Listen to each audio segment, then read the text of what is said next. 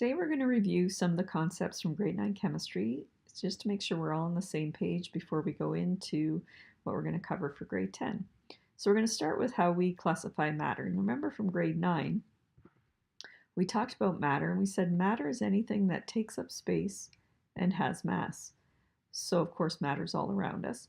And in science, you may have noticed that we like to classify things. We like to identify, to organize. So we're going to classify matter a little further. And we've got kind of two branches that we can talk about. Matter that contains more than one kind of particle, or matter that contains only one kind of particle.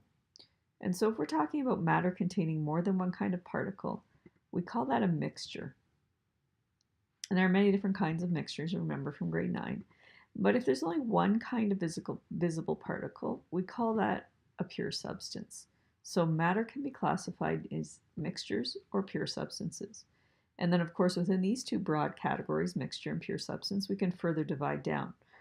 So in a mixture, if we can see two or more distinct phases, if that matter's non-uniform, you can definitely pick out the parts. We say that that is a heterogeneous mixture. And if that mixture looks like one distinct phase, it's all uniform, it's all kind of one part, then we say it's a homogeneous mixture. And so those words are kind of important, and the prefixes kind of tell us everything we need to know. If the prefix is hetero, that means different. So there's two or more distinct phases, non-uniform, you can definitely see different parts. Homo, the prefix, means the same. So in a homogeneous mixture, everything looks the same. So what would be some examples of this? Heterogeneous might be something like sand and water. You can see the sand, you can see the water. They're distinct phases, they're not uniform. It might be something like salt and pepper. It might be a pizza where you can see the pepperoni and the cheese and the sauce and the onions and the peppers. You can see those distinct phases. You can see all the different parts. So remember, different, heterogeneous. Homogeneous all looks the same. So this might be something like sugar and water. You can't see the sugar particles once you mix them together. They dissolve, and so they form a solution. And it looks like one distinct phase. It's all uniform. It just looks like water, even though it is a mixture of sugar and water. Another example might be milk. I mean, milk has fats in it, has sugars in it, but to us it just looks like one uniform white liquid. And it all looks the same. That's the homogeneous part, the homogeneous mixture. Okay, and then if we look into pure substances, we can further classify those down. Which pure substances cannot be broken down to anything simpler? Well, that's anything on the periodic table. Those are your elements. So any element on the periodic table is a pure substance that cannot be broken down. It's already in its simplest form. And if we take those pure substances, those elements, and we combine them in fixed ratios, then we have a compound. So elements and compounds are pure substances. So an element might be gold, it might be silver, it might be sodium, it might be chlorine. And if we mix those together, we might get things like NaCl, salt. We might get H2O, water. Those are fixed proportion ratios of elements. And so water is always 2 hydrogens and 1 oxygen, H2O. Salt, sodium chloride, is always 1 sodium, 1 chlorine. So those are compounds. And then anything on the periodic table are your elements, and those are your pure substances. Mixtures, we can see definite differences in heterogeneous mixtures, different phases, they're not uniform, or the mixture all looks the same in the homogeneous side. Okay, so that's how we classify matter. And in grade 9, we kind of looked at these different parts of matter. In grade 10, we're going to focus on these elements and compounds and how they react. So speaking of the periodic table of elements, we need to review a little bit. Remember that the periodic table was organized originally, the original periodic table was described by Dmitry Mendeleev, a Russian chemist, and he took a look at the known elements at the time. There's only about 60 or 63 of them. And he said there's got to be some sort of connection here. There's got to be some sort of pattern between these elements. So he started placing them in different arrangements. And one arrangement that he looked at is what happens if I place these elements in order of atomic mass. So they knew the atomic mass at the time. And he could place them in order of increasing atomic mass. And when he did that, he kind of saw trends appear within these elements that were known at the time. And he saw that similar elements that shared similar properties started to group together in this kind of arrangement. And he actually was so sure about his table that he left blanks. He left spots open in the table. And he said, there haven't been elements invented yet that are going to fit in this spot, but I'm going to leave this gap. And I guarantee that someday elements will be discovered that fit the properties of this particular spot. And he was right. And so as we found new elements, they did fill in the gaps that he left. And so he had great insight into how these substances were behaving and how they should be arranged. And for that, we recognize him by naming element 101 after him. It's Mendelevium. So today we don't use atomic mass to arrange our periodic tables, but we use atomic number, and that reflects the number of protons in the element. So when we look at our modern periodic table, we see these rows and columns. And so the horizontal rows that go left to right on the periodic table are called periods. And if you take a count on your periodic table, you'll see that there are 7 periods in the periodic table. There are 7 horizontal rows. And we also take a look at the vertical columns. They mean something as well. So the vertical columns have 2 names. They're called groups, or they're called families. And just like in any family, elements that are within those vertical columns share similar properties. In your family, you share traits with your siblings. Elements in the vertical columns share chemical and physical properties with each other. And if we take a look at the vertical columns, you can see that there are what we call 8 main groups, 8 main vertical columns. And we're kind of taking out those transition metals in the middle, and we're just kind of looking at the 8 main columns. But in total, there's actually 18. And as you go on in chemistry, you're going to take a look a little more closely at those transition metals. We will a little bit this year, and you'll do so more in grade 11 and 12. If we take a look at those 8 main columns, 8 main groups or families, some of them have names. Remember that first column are known as the alkali metals. They're very reactive. We watched that video in grade 9 of the reactivity with those metals in water. And so this will be something like lithium and sodium. And so we mix those with water. Remember, the video showed us increasing reactivity. So lithium was just maybe a little bit. If we put that metal in water, it kind of will move quickly along the top, maybe a little bit of smoke. And as we go down that column with sodium, and as we get even to cesium and rubidium, you see a much more violent reaction. So group 1 alkali metals are really reactive. They're one of the most reactive groups on the periodic table. And there's a reason for that when we look back at what their Bohr-Rutherford diagrams look like. All of these alkali metals have only 1 valence electron, 1 electron in their outer energy level. So remember that all elements want to be stable. So to be stable, you have to have that full outer energy level. And normally that's either 2 or 8. So if you're an element with only 1 energy level, you're full at 2. If you have more than 1 energy level, then you need 8 in that outer one. And so the alkali metals, they all have 1 valence electron. And so they're so close to being stable. They just need to lose 1 electron to be stable. And that's why these are so reactive. The second group we call the alkaline earth metals. They're also metals, they're also reactive, but they're not as reactive as group 1. So this would be your magnesium and calcium. We use those in reactions in grade 9. We mix them with acids usually. You saw some smoke and some heat come off of those, some bubbles.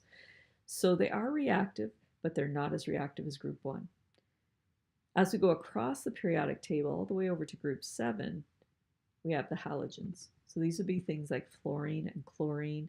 They're also really, really reactive, because if you take a look at the Bohr-Rutherford diagrams of the halogen group, they've got 7 valence electrons. All they need is 1 more and they'd be stable. So halogens are really reactive. Group 1 alkali metals are really reactive. Halogens are really reactive because they're just that 1 electron away from being stable. So again, these are the 2 most reactive groups in the periodic table, group 1 and group 7. The last group is already stable. Their valence shell, their outer electrons are full. So they already have either 2 if they're neon, or 8 if they're 2 if they're helium, or 8 if they're neon and argon. So they already have that full valence shell. They don't need to react to become stable, and so they tend to be what we call inert, unreactive elements.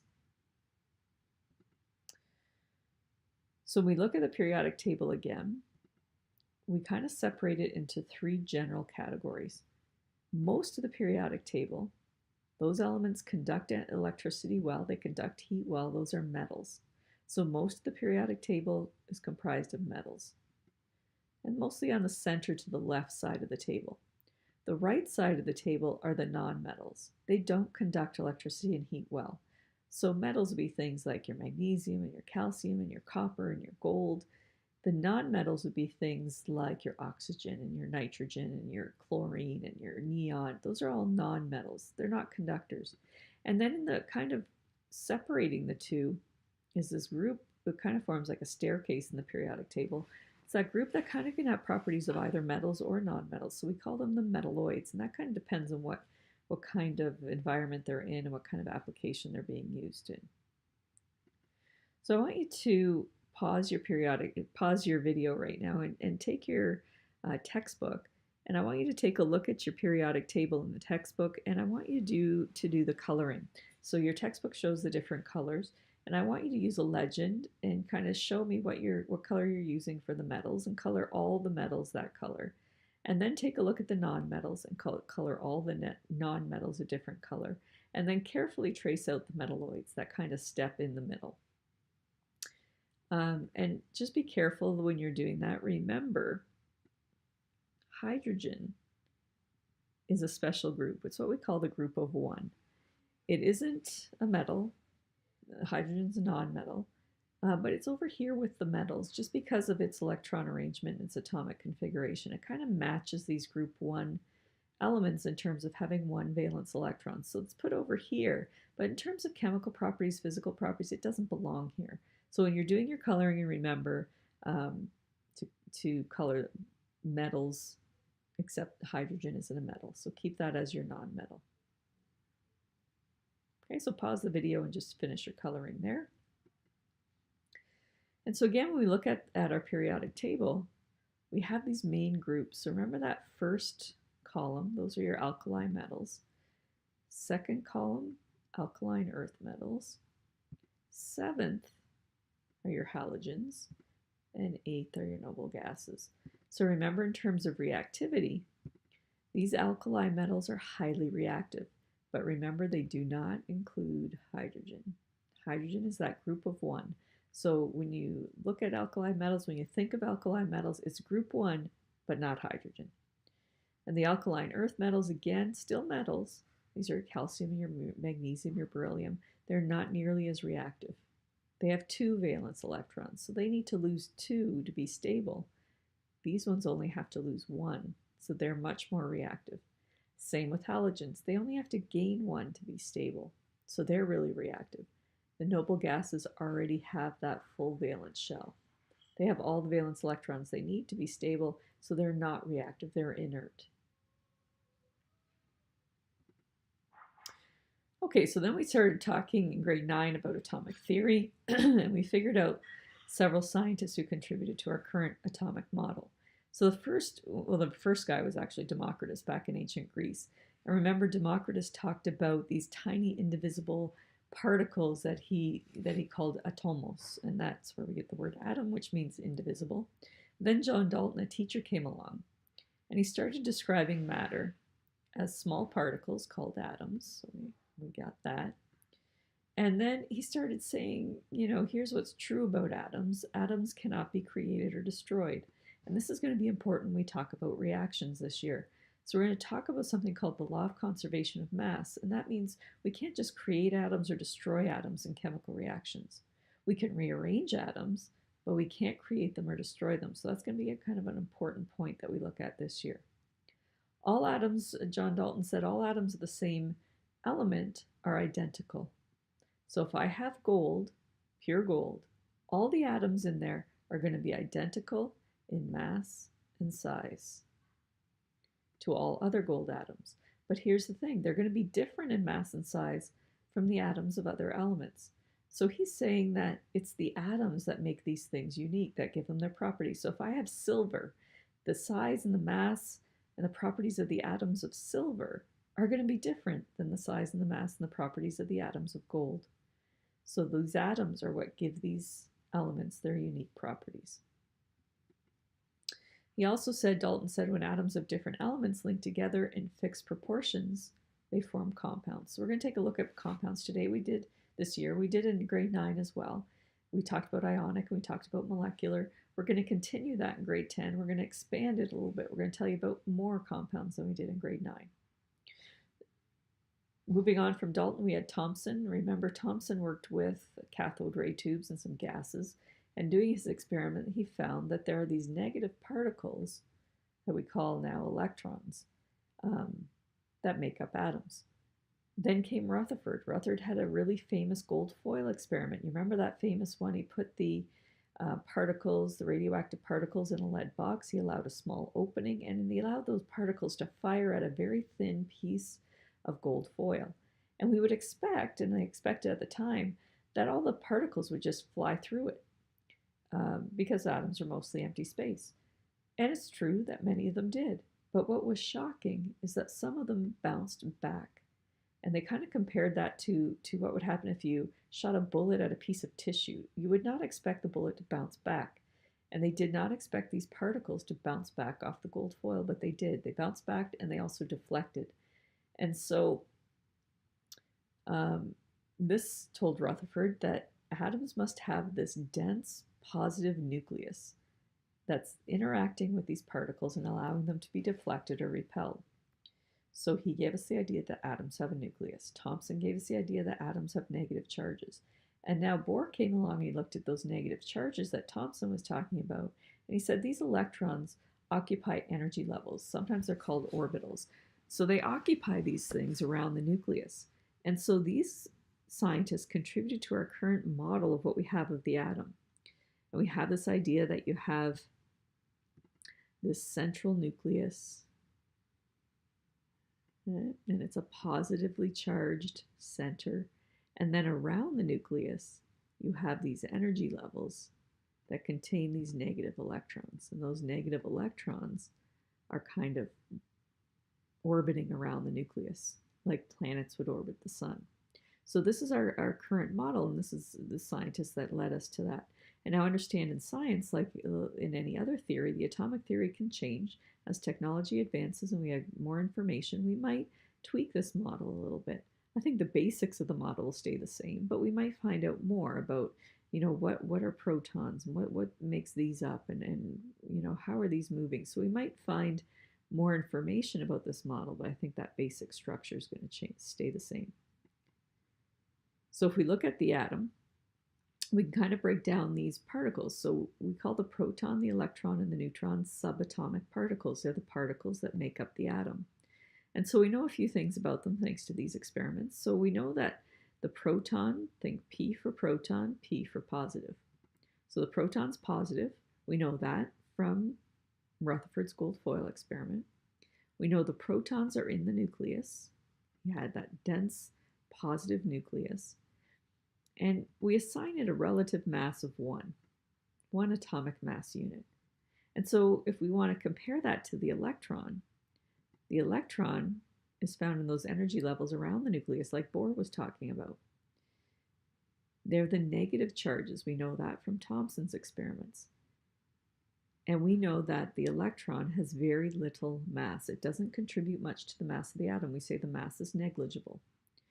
Later on, they found that the nucleus has to contain more than the proton. The mass suggests that there's something else there. So later on, Chadwick found what we now call the neutron. It's located in the nucleus, along with the proton. It has no charge, so we say it's neutral. So neutron, neutral, proton, positive. That leaves the electron to be negative. And we also give it a relative mass of 1. So you can see that the mass of the atom is taken up.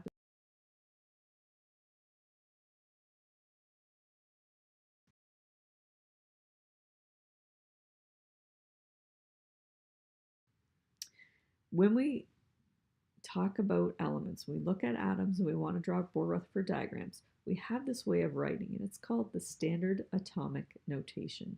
Okay, so standard atomic notation, you want to remember that term. And that's really just this way of writing. Short form, it's kind of a short form way of writing about the atom. So what does this mean? Well, C is the chemical symbol for carbon. So we have a chemical symbol as part of the standard atomic notation. The 12 we call the atomic mass. Okay, so that's the protons and the neutrons. The 6 is the atomic number, and that's just the number of protons. So the mass number is the number of protons plus neutrons. The atomic number is the number of protons, and that's important to remember. Okay, so the mass number, the number of protons plus neutrons. So for carbon, that's 12. The atomic number, which is just the number of protons, for carbon, that's 6. And if you take a look, on your periodic tables, then you will see that the atomic number is written in the top left, and usually the mass number is written underneath the chemical symbol.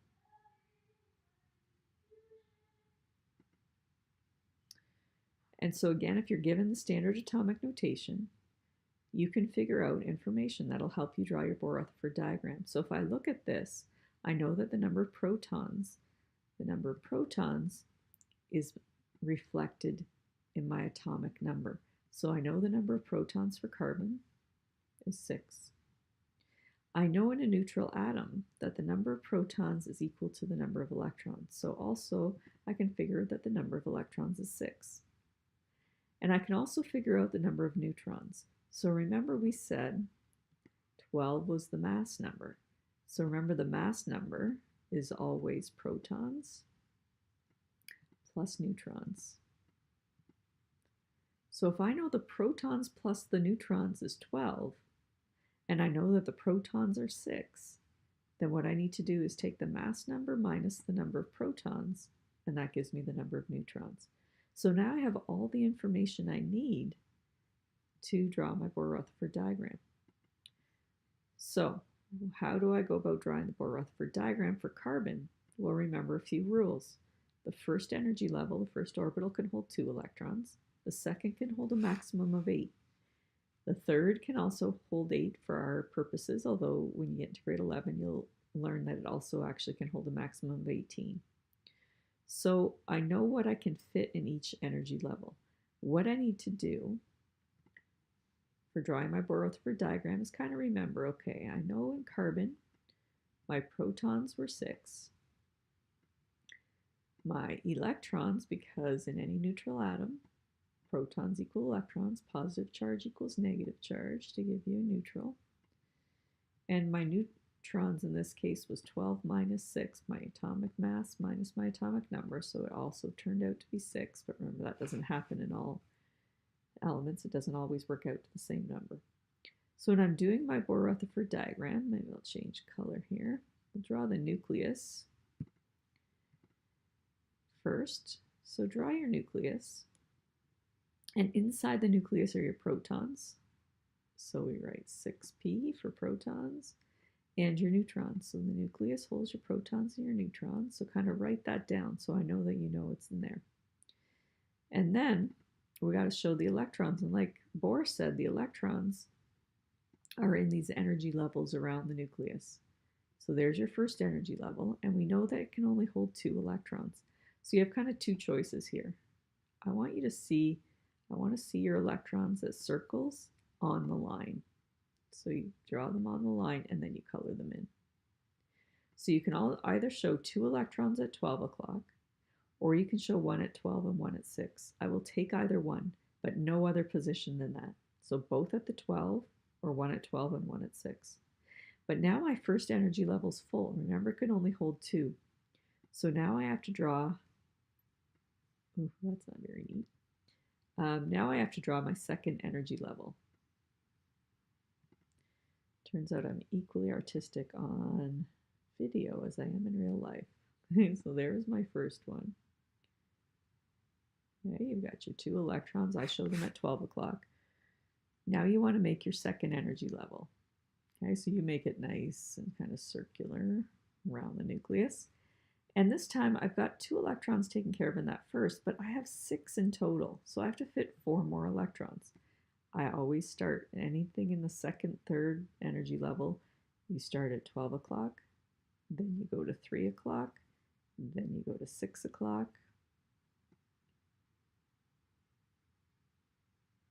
and then you go to 9 o'clock. You'll get a C/ if you don't do that. Okay, so that's kind of good form. So now I've got 1, 2, 3, 4, 5, 6 electrons. So I've satisfied my number of electrons for carbon. I've got 6 protons in the nucleus. I've got 6 neutrons in the nucleus. Okay, so all of that is now balanced with what I know to be the subatomic particles. And that is your Bohr-Rutherford diagram for carbon. And why do we draw that? We draw that so we can take a look at this valence shell of electrons. So I can see carbon has 4 valence electrons, 4 electrons in that outer shell, and that's going to tell me something about how carbon can behave and how it can form bonds with other elements. So this is important to be able to visualize, and that's why we like having this atomic model. Okay, so that's carbon. Now I want you to pause the video and I want you to draw the Bohr-Rutherford diagram for aluminum. So what I would start with is your standard atomic notation. So here's aluminum. And so if you look on your periodic table, I think it has an atomic mass of 27 and it has atomic number of 13. And the atomic mass is always the bigger number. Okay, so whatever the bigger number is, that's the atomic mass. The smaller number is the atomic number. So when I'm looking at this, I want to know how many protons does it have? That's the same as the atomic number. So it has 13. How many electrons does it have? Well, it's the same as the protons in a neutral atom. That'll change when we talk about ions, but for now we're talking about atoms. And how many neutrons does it have? Well, that's your atomic mass minus your atomic number. So we'll have the 27 minus the 13.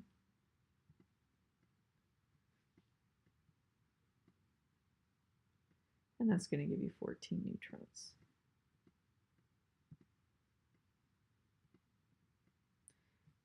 Okay, so then when you go and you draw your Bohr-Rutherford diagram, you're going to draw your nucleus, and you're going to say, well, there's 13 protons, because I know those are in the nucleus, and there's 14 neutrons. Right, that's my nucleus. That's my atomic number, my number of protons. There's my number of neutrons, and that gives me my atomic mass of 27 in total, concentrated in the nucleus. Then I'm going to draw my first energy level. I can fit 2 electrons there. Remember, I have to do 13 in total. I have to go to my second. Ooh, that's not very nice. Energy level. And again, I follow 12, 3, 6. Do make yours neater than this. You can do it better with your pencil on paper. Okay, so I do 12, 3, 6, and 9 o'clock. But remember, my second energy level can hold 8. So I'm going to start doubling up now. So there's a partner. There's a partner. There's a partner. And there's a partner. So how many do I have in total now? I have got 8, and 2 is 10.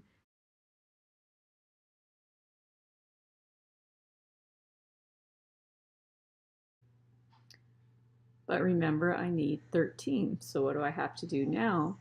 I have to draw that third energy level. And I'm going to add my remaining, and again, I start at 12 o'clock and 3 o'clock and 6 o'clock. And that gives me my total of 8, 2, and 3, which is 13 electrons. And that tells me something about aluminum. It has 3 valence electrons. So I know this is going to be reactive and unstable. it wants to lose these 3 electrons to become stable, and that tells me a little bit about how aluminum might react in a chemical reaction. So these Bohr-Rutherford diagrams are important to show us that valence electron situation, to determine whether an atom is stable or unstable, determine whether it be reactive or not. And so it is important to remember how to do that. So in homework, you're going to practice a few more examples of Bohr-Rutherford diagrams. And if you have any questions about this review from grade 9, just send me a quick email. Thanks so much. We'll see you later.